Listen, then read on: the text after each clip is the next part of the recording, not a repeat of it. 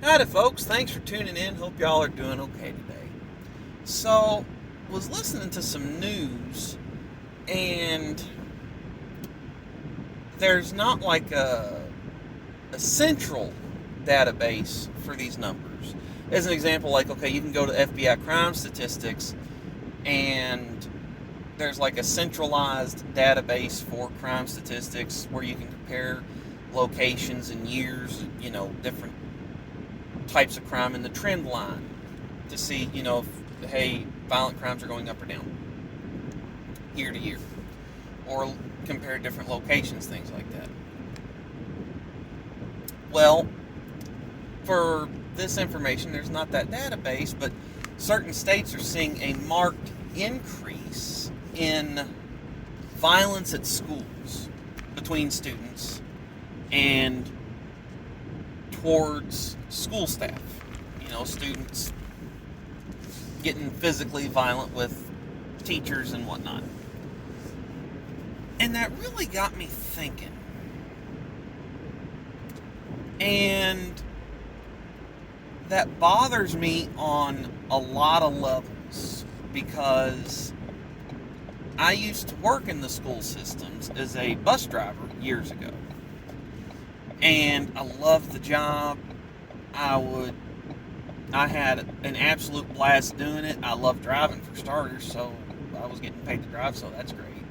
Um, I liked seeing I was a county school bus driver, so I was out in the boonies, and there's just beautiful sights to see every day, almost no matter where you were going. And I really enjoyed some of the students. Some of those students that sat up towards the front of the bus, you could, talk to them and, find out just things going on, and it was neat to be a small part of their education experience and try to be a positive influence and a light in their day or a high point in their day as the bus driver. I just enjoyed the job. And I had a couple fights on the bus. No one ever got seriously hurt, and as far as I know, nothing ever really come of it outside of, suspensions and things like that. But this trend in violence, it got me really thinking at a deep philosophical level about the causes of it. I think social media plays an abstract part in it, and oh,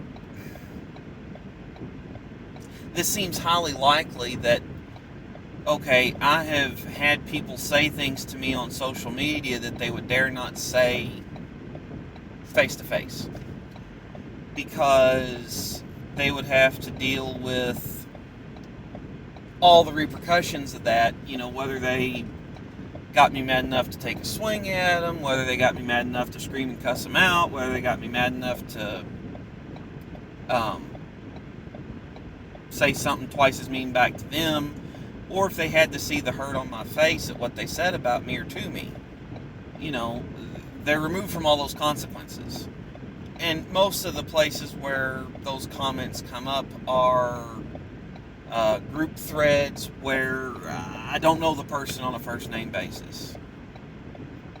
It's, I dive down the political rabbit hole on Facebook, and I'm in groups. I'll post something political, or I'll comment on something political, and it spirals from there. Most of the people where I know them on Facebook, either as a friend or through a professional organization, whatever, they tend to behave themselves better because they know me in person. Well, the people that are on my Facebook are older and more mature than high school students. So I think, sorry about that, I just got a text message in my car, had to alert me of that. So I think that's part of it. But I think that the other part is, these kids are on social media and they're yapping back and forth, in the off-school hours, and then they get each other good and irritated and see each other at school, and next thing that happens, there's a physical altercation at school over what was said on the internet, and that's kind of been proven to happen. My daughter ended up embroiled in something like that, where someone was harassing her through one of the student portals and message boards at school, and all that could be proven, and that student ended up in trouble. But anyway, stuff happens. That wasn't the way it worked out. It was there was corroborating evidence online, like, did you see what so-and-so did to this kid? Yeah. Well, that kind of sucks. I wish the school would. And then they found out about all of it. Well, anyway, it got me thinking, like, what's the root fix for it? And I don't think that, banning teenagers from social media is going to work. I don't think that banning the student message boards at school or whatever app they're using at my children's school, I'm sure there's various apps for all that. I think it goes deeper than that. And I think that if you could find a specific statistic, you would see that there would be a high level of correlation where those that have some form of spiritual belief, where one way or another you will have to, in some way, shape, or form, account for whatever bad actions you're guilty of in this life. I think that you would find the people that have some form of spiritual belief would conduct themselves better and would be less likely to have a violent criminal record or be violent as a student or child. It's my opinion. And the reason why I say that is, okay, I have several children, and all of them are being raised in a Christian home in a Christian manner to the best of everyone's ability. And if you take a child from a secular home, which there's nothing, I might disagree with you about spirituality, but on matters of right or wrong, we would probably agree on a lot of it.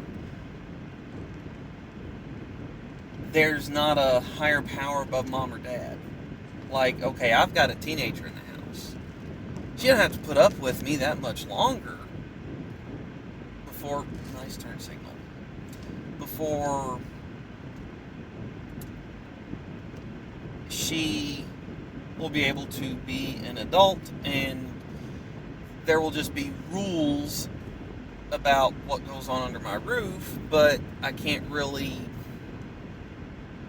control actions outside of that.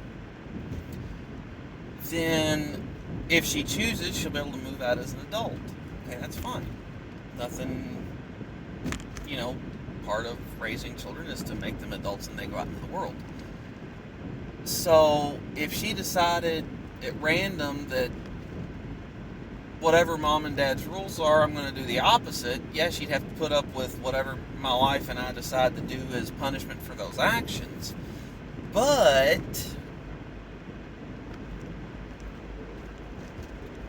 there's no lasting ramifications of all that. And even if you're a kid and you go out and break laws. Well, in most states, juvenile records are sealed. They're not a part of your permanent record. It's not a big deal so long as you straighten up by the time you're 18. It won't prevent you from getting a job and stuff like that. So, which in some cases I'm okay with that, but I think that when there's no higher accountability that, like, okay, I can take my parents off and they'll be mad at me and they'll, ground me or take my phone, or I can't watch TV for a while or whatever, but this will all blow over and I just hide what I'm doing that ticks them off.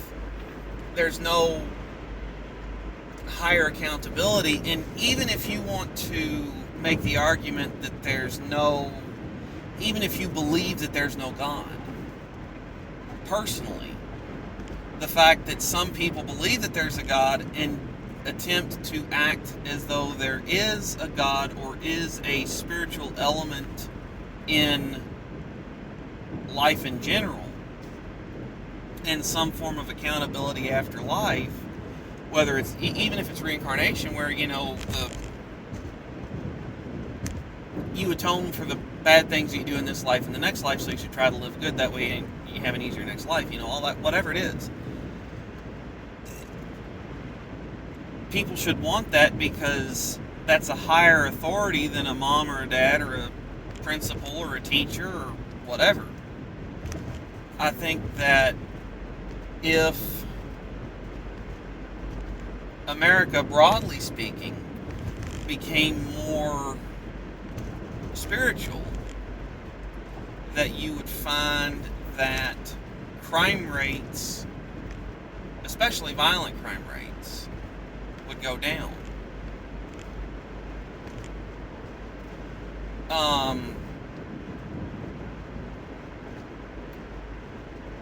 To give you a great example of this here, I'm going to have to be very, very careful.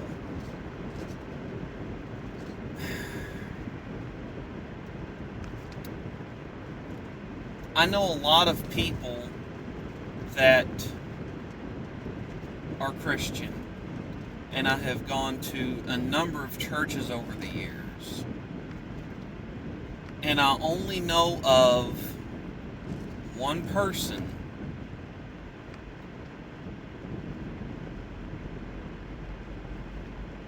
two people who have been criminally charged with anything. One person, the case is still pending. The other person, they have been found guilty of their crime and have been sentenced accordingly. And that's out of a huge number of people. One of the churches that I went to, when I was going there, they averaged 1,400 people on a Sunday, and that was 12 years ago I stopped going to that church. So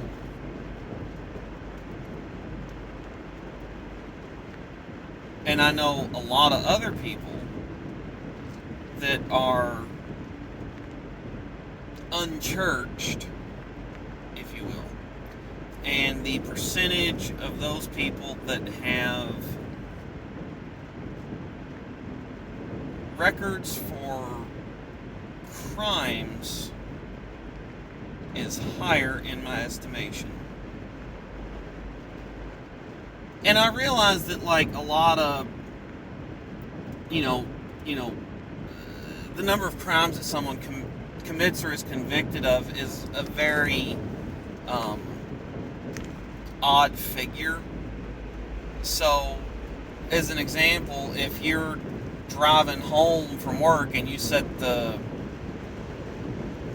cruise at 5 over posted because you're in a hurry to get home, that's a crime technically, and and if you're caught by a bored enough police officer, you'll be fined accordingly. So I realize that, not all crimes have victims, not all crimes are of malintent, not all crimes are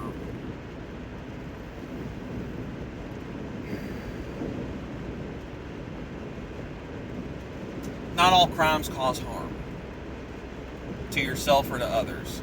So I realize that, but just something to think about. I think that if America became more religious and spiritual in a broad sense, now sure, I'd argue that they should go to the church and, get saved and be baptized and profess Jesus as their Savior. I'd argue that they should do that, but if you became a Buddhist or believed in reincarnation or a lot of other things, I think that you would see a decrease in crime, specifically violent crime. But that's enough for me. Let me know what you think. Thanks for tuning in, folks. I'll catch y'all next time.